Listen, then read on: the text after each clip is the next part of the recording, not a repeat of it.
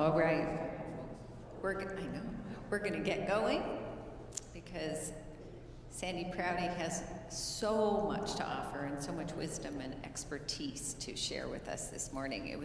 How many of you were able to come to the first session? Oh, very good. Okay. Yeah. Well, the rest of you who weren't here last week are in for a treat. Let us open in prayer and create a space to be present for the next hour.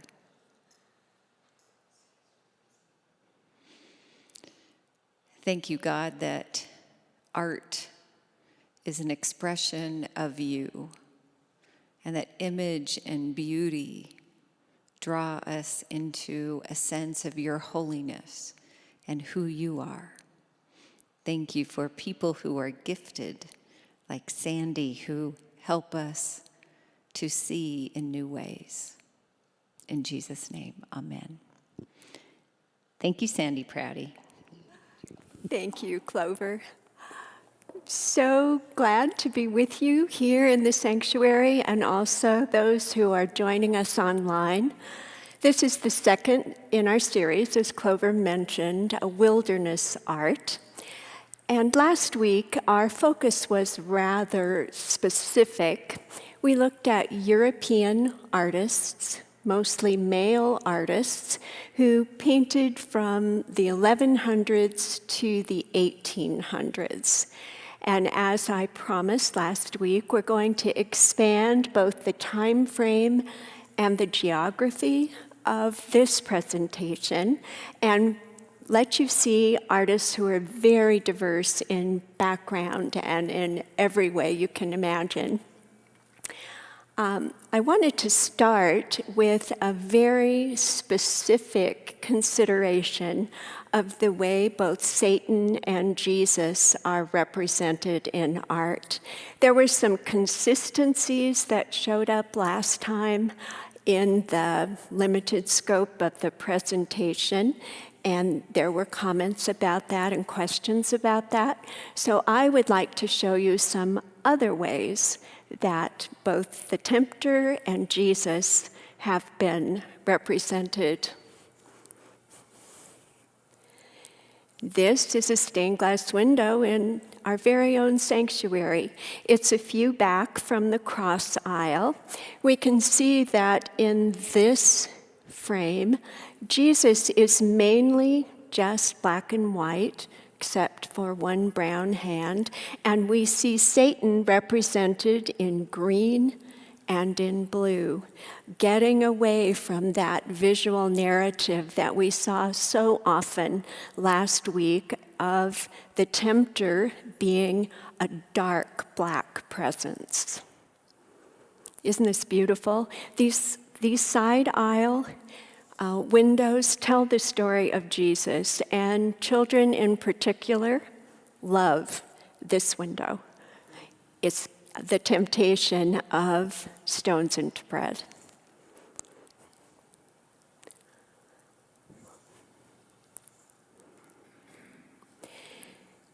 Now I'd like to look at an artist. He was Flemish. His name is Juan de Flans. He did spend his career painting in the court of Queen Isabella of Spain. In this painting that dates back from 1500 to 1504, we see a fair-skinned Jesus in a luxurious blue robe. We see Satan in a monk's robe with horns, a pointed beard, and here a webbed foot.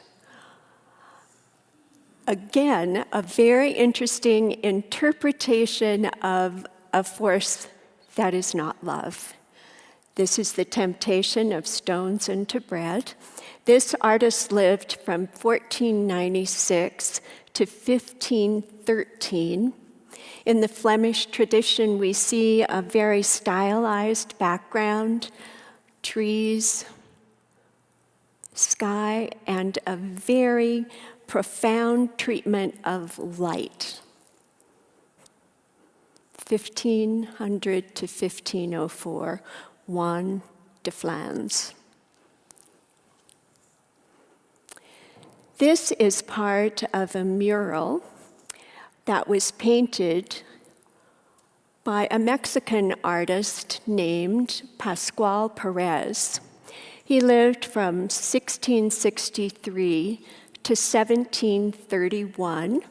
He was a prolific muralist, painting in the ornate churches of his native country and into what is now the United States.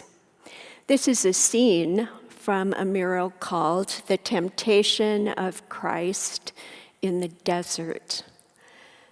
As you can see, again, we have some repetition from that last slide. We see Jesus in a beautiful, simple blue robe.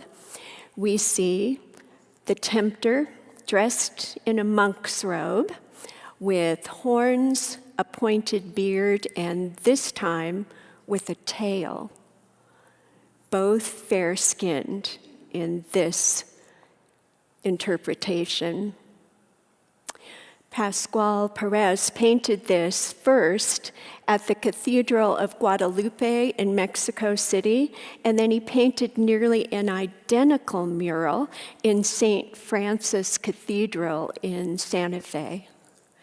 I want to show you two more parts of it, but before, I want to point out this. It's just my favorite beauty spot in this scene. What a wonderful floral treatment there on the edge. This is the central scene of the mural. This is a view of what was done in Mexico City. And these are protection dots that have far outlived the time of this painting. Jesus, dressed in brown, looks exhausted, weary, pensive, still concentrating on what will happen after he leaves the wilderness. Again, this beautiful treatment of the natural world. Here we have another monk and an angel, it appears, a beautiful view of the cityscape of Mexico City. The inscription says, "My tears are my bread day and night." So we have mournful Jesus pictured here. The next scene I want to show you is my favorite. This pictures the party the angels had for Jesus when his ordeal was over. You can see them feeding and greeting him. It's the first view of this nature that I've ever seen, and I just love the brightness and the joy that is in such contrast to the Jesus dressed in brown and feeling very tired. Again, we have this beautiful treatment of the natural world, very lush animals in the foreground, and Jesus looking as if he now will be able to gain strength and go on with his ministry. A very unique interpretation of the story and embellishment of it. Pascual Perez.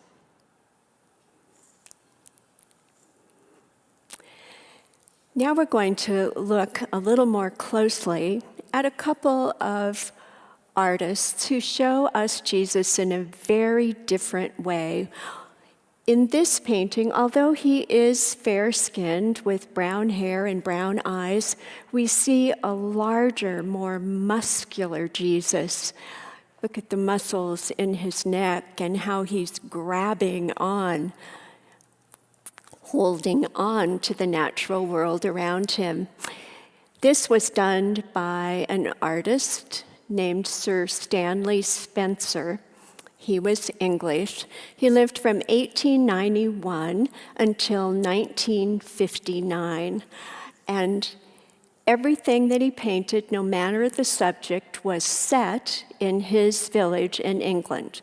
Cookham, England. So the surrounding for Jesus in the wilderness is Cookham, England.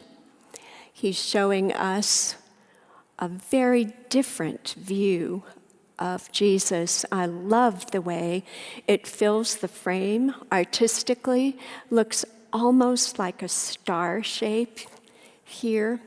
Sir Stanley Spencer did a series of these, and they are called Christ in the Wilderness. I'd like to show you just one more of these that I find remarkably stunning.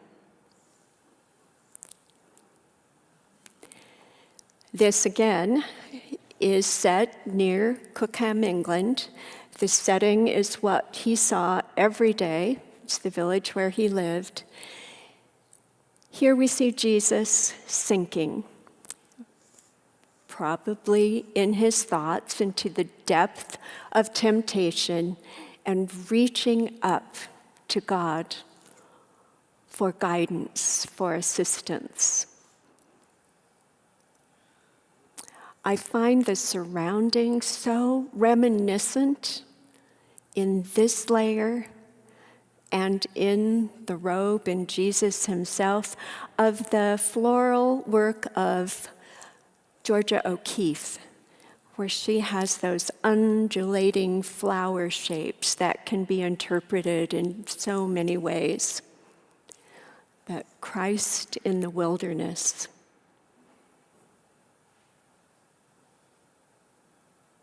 Again, a very unique view of Jesus at that time. I want to talk a little bit more about the way Jesus is portrayed in terms of skin tone, hair, eye color. This is another modern-day icon. It was painted by a Polish artist in 2015. It's called The Virgin of Tenderness. Rupnad Schlenka painted this, and I'm very interested that he used the red, orange, yellow palette for skin tone that we find so often in iconography. It's just a way for a warm but somewhat nondescript interpretation of the appearance of Jesus. We're all searching for an artistic way to portray this fully human, fully God figure in the art of men and women. I love the palette being red, orange, yellow, very warm, with this hint of blue, contrasting color. The kids always say, oh, the Broncos know that. Orange and blue bring out the best in each other. Well, this artist knew that also and added just a hint of blue. She's lovely.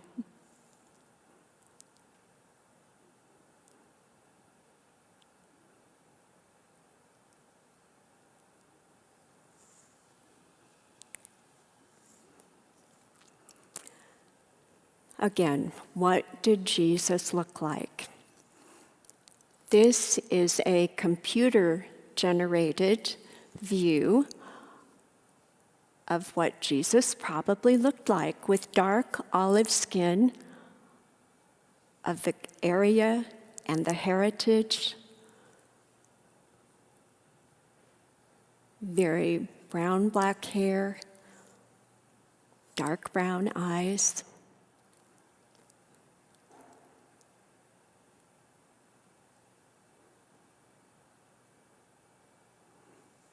One interpretation done with technology, and now we're going to look at several others. This is probably the earliest representation of Jesus. It dates back to the 3rd, 4th century. It's in the Coptic Museum in Cairo. This work shows Egyptian Greek, Roman, Byzantine, Ottoman influences, and we see a clearly Black Jesus surrounded by Black followers. I'm so glad that it's surviving, although it is, very fragile in some places. The Coptic Museum in Cairo has the largest collection of Coptic Christian art and artifacts in the world.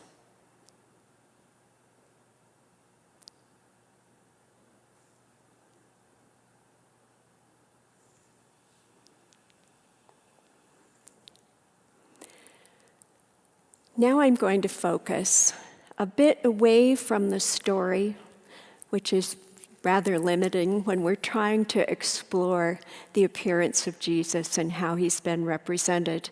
So I'll be showing you what artists paint, draw, engrave around the subject of Jesus of Nazareth.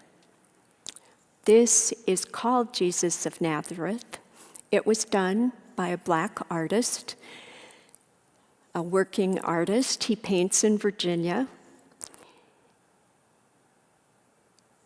He shows us a possibility for who Jesus could be, again, expanding our visual narrative of this with dreadlocks, dark skin. I'm interested in the color choice here of red, white, and blue.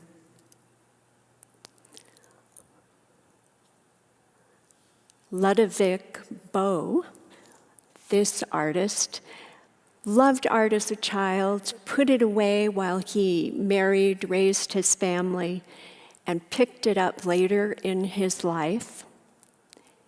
He now has a large body of work showing us the Black experience, Black history and circumstance, and celebrity. And he gave us this Jesus of Nazareth.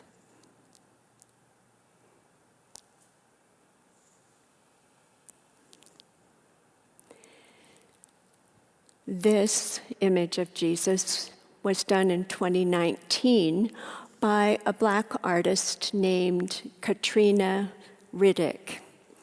I'm very interested in the angular contours of this face. Her color choice of a bright yellow for the robe.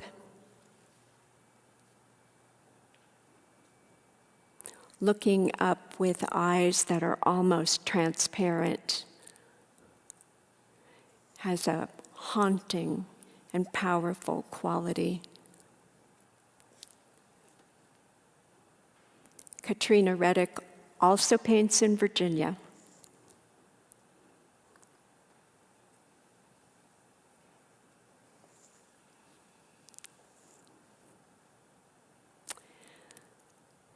This work was done by an artist named Horace Pippen.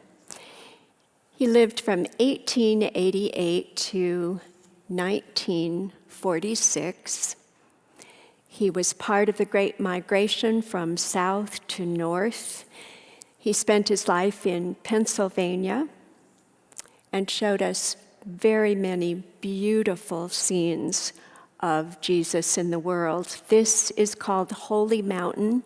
He painted it in 1944, just 2 years before his death. We see the Good Shepherd image of Jesus, a Black Jesus surrounded by folkloric presented animals.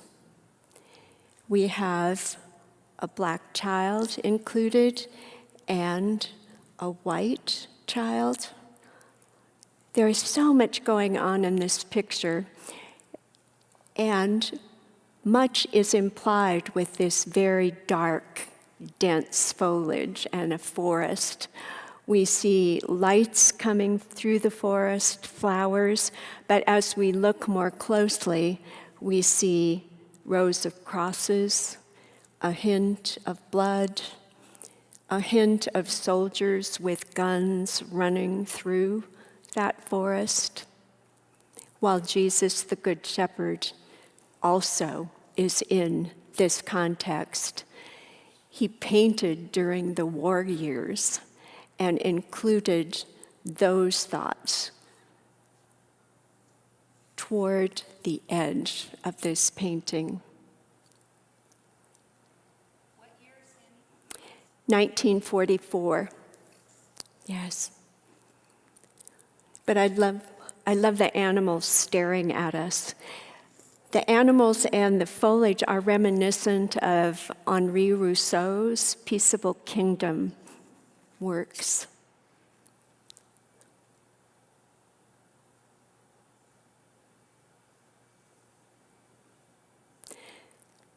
As so many artists of his time and place, he wrote his name and the date and the year, June 6, 1944, H. Pippen. Seems a generalization for Black artists in this time. They wanted to be sure their work was credited to them.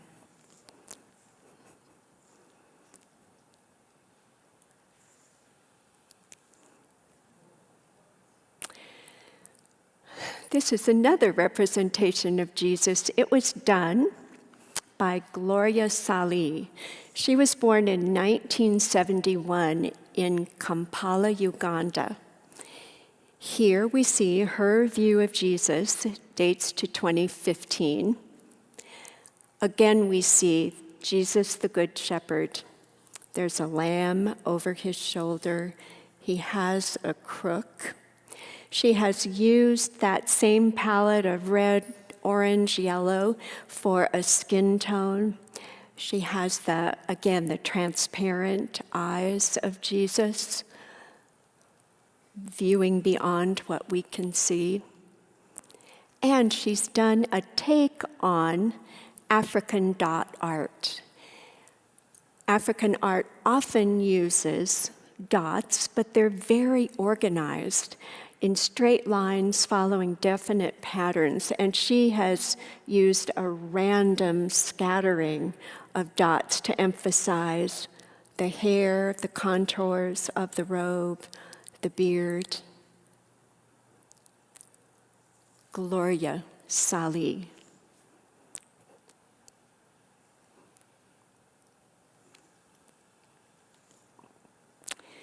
This is part of a mural done by another African artist named Attila Jandi. It's a series of paintings done in a church in Kalacha, Kenya. I love his frame of Jesus talking with the people. To me, it looks like a view of the Sermon on the Plain or the Sermon on the Mount, where he's calling people who are on crutches, looking worried, despairing, to be near him. Hands wide open.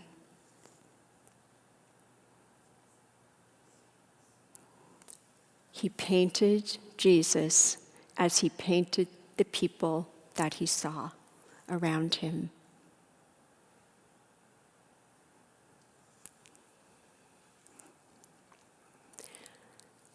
This is a work by John Devasia Mufangeco.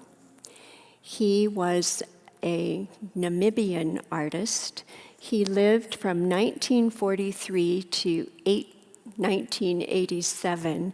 He died suddenly of a heart attack.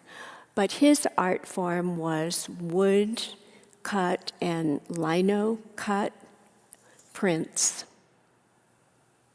I love his very large, expansive God, Jesus figure, wrapping these people who look so forlorn, but also grateful.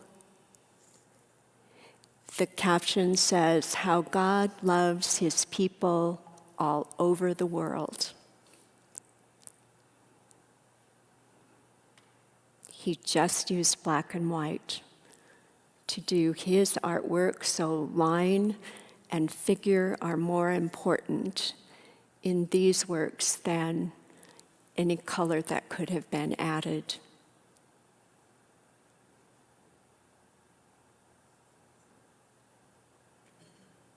These are very different from the works that we saw last week, which had much more consistency, are more familiar and maybe more appealing than what we're looking at today. And that is truly how our visual narrative is challenged and expanded.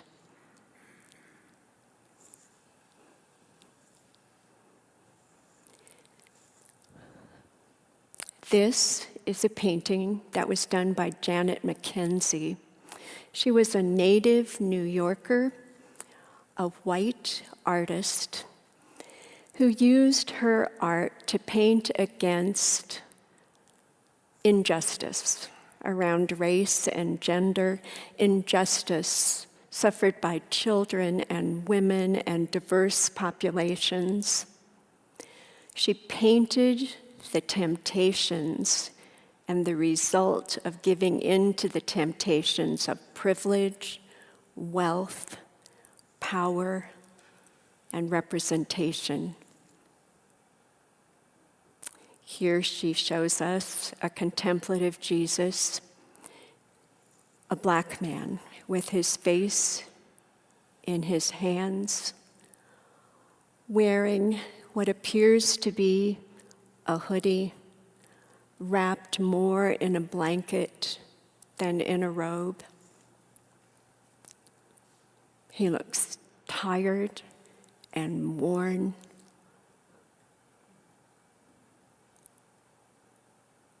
Maybe homeless.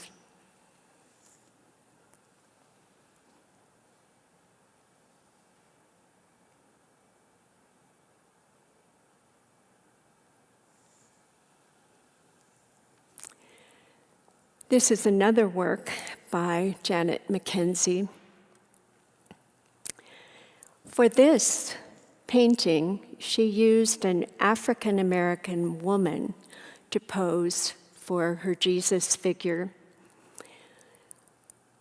She has a slightly pink background included, a feather representing indigenous populations, a yin and yang symbol including other religions.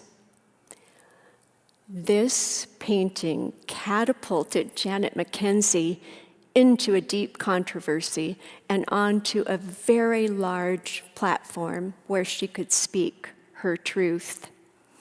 This painting, done in 1999, she painted these in the 1990s, won an award given by a conference called Christ 2000.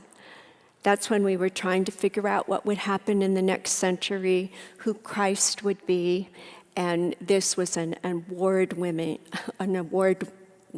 image that she created. She spoke at the conference. She presented at a conference sponsored by the Center for Contemplation and Action, Richard Rohr's Center. A book was written around her art. It's called Holiness and the Feminine Spirit, The Art of Janet Mckenzie.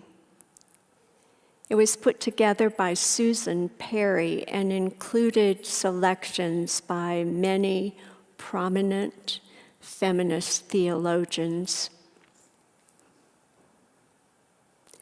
Janet Mckenzie lived from 1943 to 2021.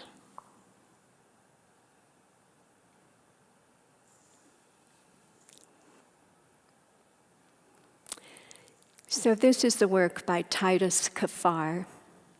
I first learned of him when I heard an interview he did with Krista Tippett on being.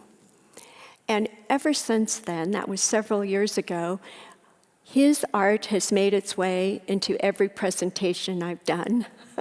And I was surprised to see this piece is one of his more recent pieces. Titus Kefar, a Black artist, was born in 1976 in Kalamazoo, Michigan. He went to San Jose State, and then he received a Master's of Fine Arts from Yale. Titus Kafar noticed, even when he was a small boy, that there weren't people who looked like him in the art that he loved so much. And he made it his mission to change that. He believes that if we don't change images and representations, his people will continue to be excluded. Titus Kafar, a very brilliant artist, professionally trained, technically skilled, is trying to rewrite both the history of America and now Christian history by doing this. He paints a masterwork, and then to show the wrongdoing and the harm that is underneath the painted surface, he cuts the canvas, he folds the canvas, he nails things onto the canvas, he covers parts of it with tar, or he tapes something right on top of it, as he did here. This is called Jesus Noir. He created it in 2020 using one of those Renaissance artists' work as his base and adding another image for Jesus. Titus Kafar introduced this piece and several others in a show in a deconsecrated church. Deconsecrated church, that's an interesting word, I don't use that one very often, in Brussels, Belgium. It was basically a church that was falling down, and he placed his art in several places around this church. The show was called Evidence of Things Not Seen, and this is 2020. Titus Kafar. This Last Supper was painted by a British artist named Lorna May Wadsworth. She lived from 1943 to 2011, and she painted this in 2009. She was a white woman who took the risk late in her career of doing a beautiful Renaissance quality painting and inserting a Black Jesus. Artists are getting our attention. They're asking the questions that were asked last time here as we gathered.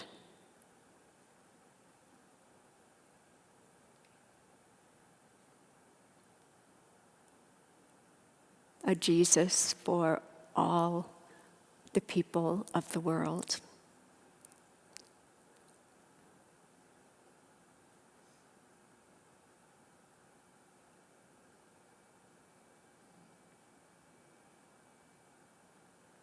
Lorna May Wadsworth. She had national iconic status in Britain. She did the official portrait of Margaret Thatcher. And she took this risk, which we are grateful for.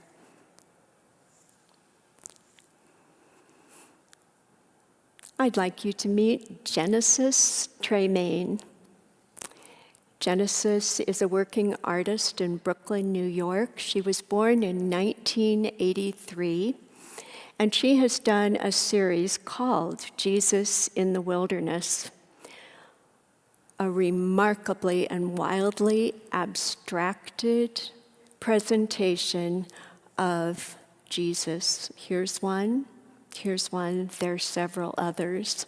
We're going to focus on this one a little bit more.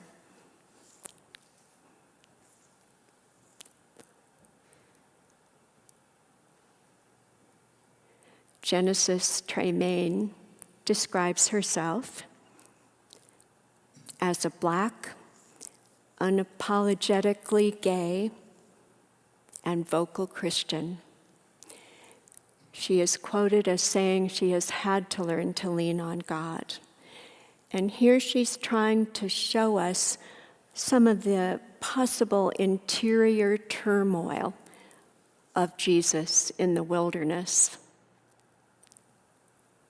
Again, remarkably abstracted. It's very hard to find your place in this space. It's reminiscent of the work of another Black artist, Jean-Michel Basquiat. We lost him to a heroin overdose in 1988, and Genesis seems to be carrying on his work.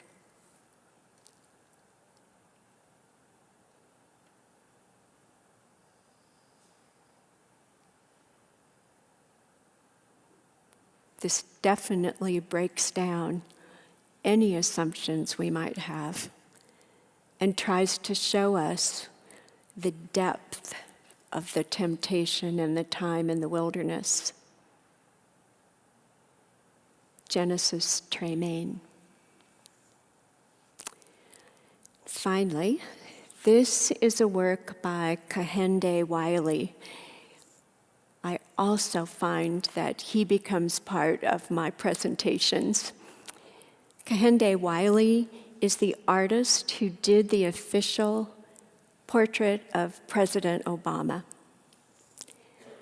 He was born in 1977, a contemporary to Titus Kefar.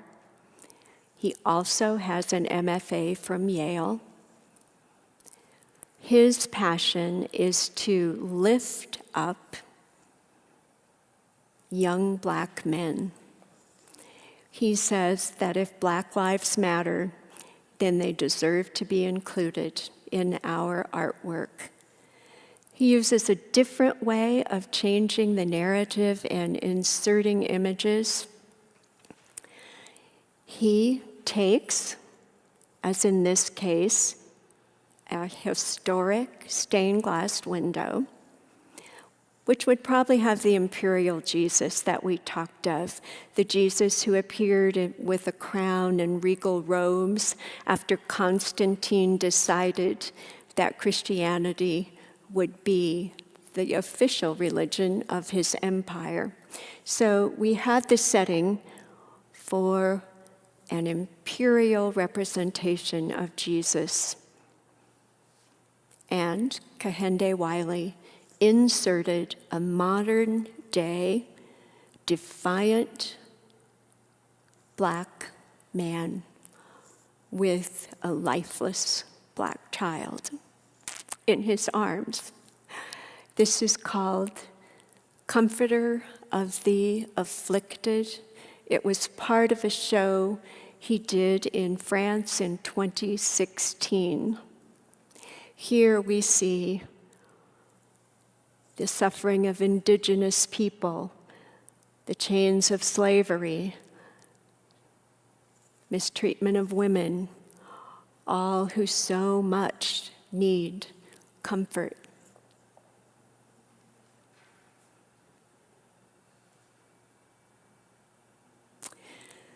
Kahende Wiley makes big, bold statements. You cannot question his motive. He wants us to wake up to all that is not love in our society and figure out how we can change the circumstance that has been repeated and documented by the art of the world for centuries. Kahende Wiley does work around gender.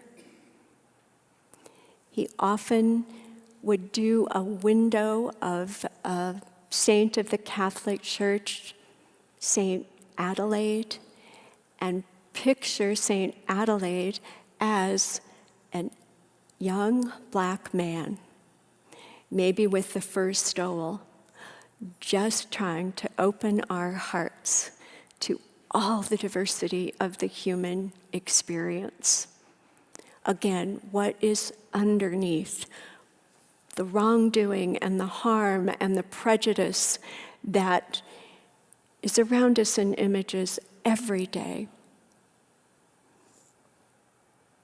He calls us into a wilderness of our own to look at those temptations of privilege, of power, money, representation, choice, and asks us to change our hearts.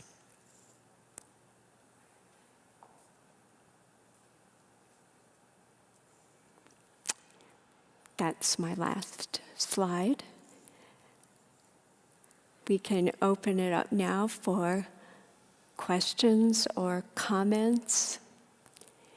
We've been asked to use the mic for the live stream so people who are watching can hear what we're saying and asking. Thank you. Let's just extraordinary.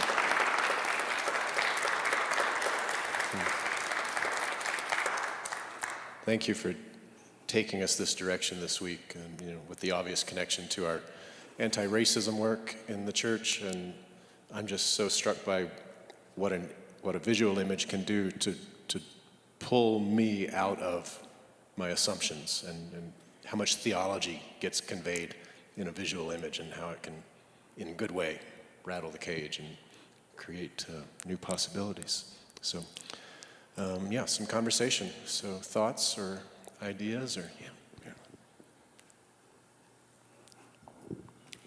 Sandy, in the painting that showed the Last Supper, Yes. It occurred to me it's almost like when both Jesus is about to reach into a dish at the same time, is that perhaps identifying Judas?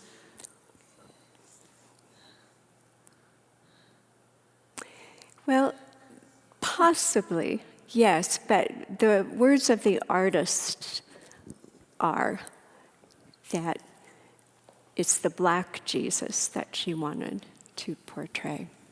But good comment. I'm glad that it's not.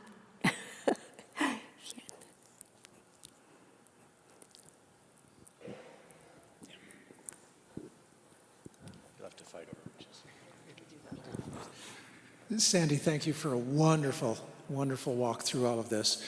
The two paintings that you had by Spencer, the British, I don't know if it was the slides, images that you had, but both times Jesus' hand went beyond the frame.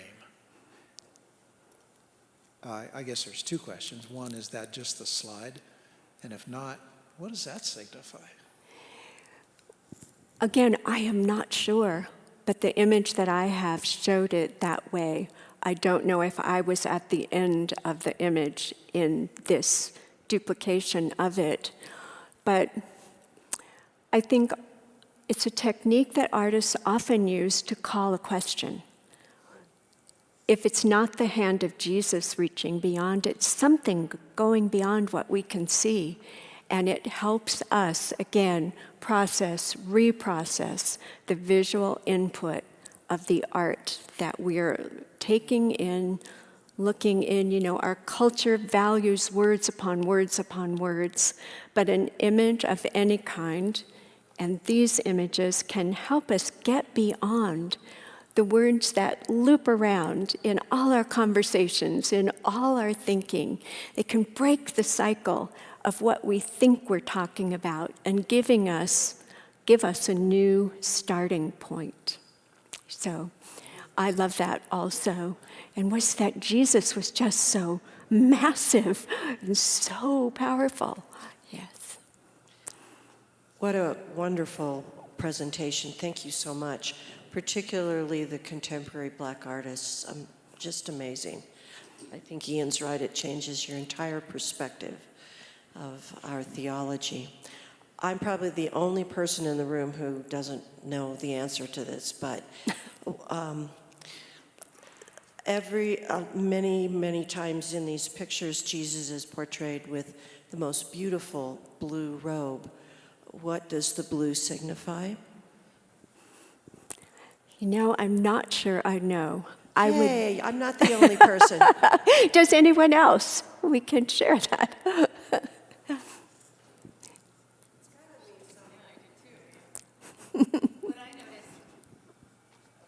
It's just on the blue robe. I asked the same thing, or thinking the same thing, and so was Wes. What I noticed in contrast, it seemed that this time, this session, we had a lot of images of Jesus depictions with the blue robe, and last time, a lot of red robes. Yes. Was that accurate? Right. And I don't know the generalization around that. Some of those blues were just my very favorite. In those first earliest pictures, that grayish blue, I think blue could mean a connection with nature, with the universal goodness of the blue that surrounds us in the sky. Or it may have just been one of those template items that artists just painted that way. I love the Black artist, Ludovic Bow, using red, white, and blue. I'm not sure that was by accident. The others may have been just a standard way of using blue or using red based on the time frame, but again, this is a Black artist talking about our consciousness of Jesus in the American culture. So. This may be stretching it a bit far, but the only connection I thought of in terms of liturgical colors, and we do use blue often in Advent instead of the purple of Advent. A lot of our tradition uses blue there, and so I'm curious about, most of these artists are depicting a person in a minority who might be just in Advent, the sense of waiting or not being the one in power in the moment, as opposed to red, which is the royal, the king. If last week's images were more Jesus the king, Christ the king, this is Christ the waiting, Christ the not empowered yet, something like that. Probably not on purpose, but I think there is an interesting coincidence between, right, or some connection between so many Black Jesuses and the blue roach, the choice to use blue instead of red. Yeah, that's wonderful, Ian. And you know, that's the communication loop that's being built here. An artist shows us this, and we get to talk back into it. I love that. I think you're on to something. Sandy, I'm grateful for your strong connoisseurship that curated this tour for us. And you didn't have time to mention where these works of art are, each of them are, but I wonder, are these, particularly the contemporary ones, are these in museums? Are they in churches? Are they in private collections? Just talk a little bit about who is buying these to let these artists bring these forth. Right. Well, Titus Kefar and Kahende Wiley have a large representation at Yale. They use them in the art museum there because they are their students.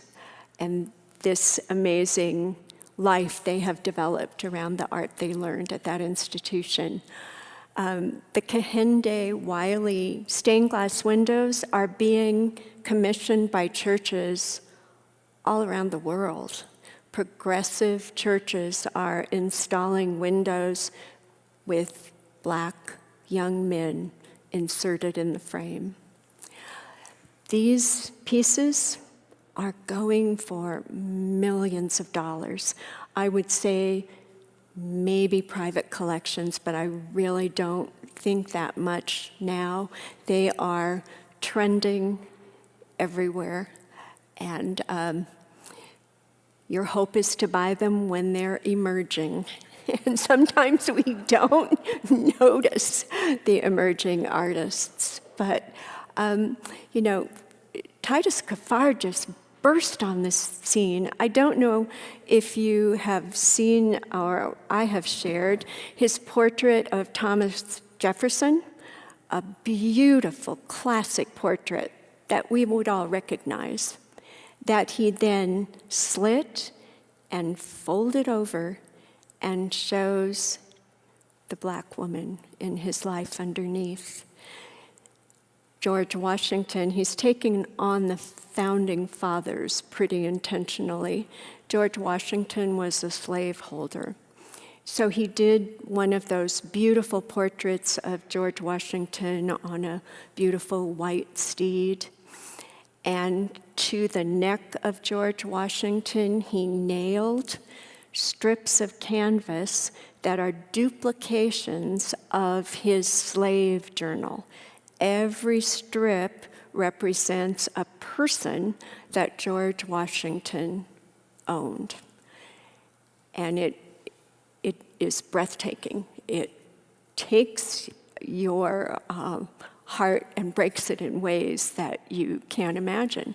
But he feels that we have to do it now. There's an urgency about this young man.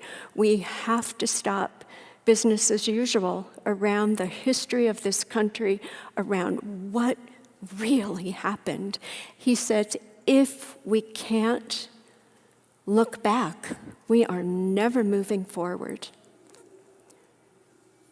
He's done several like that with this kind of violent deconstruction. He did a series of portraits because he wanted to visit his father in jail, and everyone in the jail had taken his father's name. So he did a series of portraits of these inmates, all called Ned. It's the Ned series. Painted them perfectly. An excellent artist, beyond the technique and skill of most. And then he put tar onto the canvases right over their mouths because of what's happened to imprisonment of black men in this country. So, anyone else? Any questions?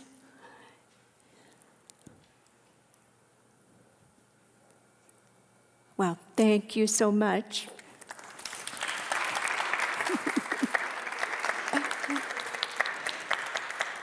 Sandy, thank you again and again. And again, next week we will see you here and be enlightened and challenged. Thank you for the images that you curated for us. Indeed, you expanded our repertoire in our own lives. So thank you. Thank you all for coming. We hope that some of you are awake enough to stay for the 11 a.m. service. I hope that I am awake enough to preach coherently. All right. I forgot to mention, some had asked for a listing of the works from last week, and I have that if anybody would like to have a reference point for what I shared last time. Thank you so much for being here.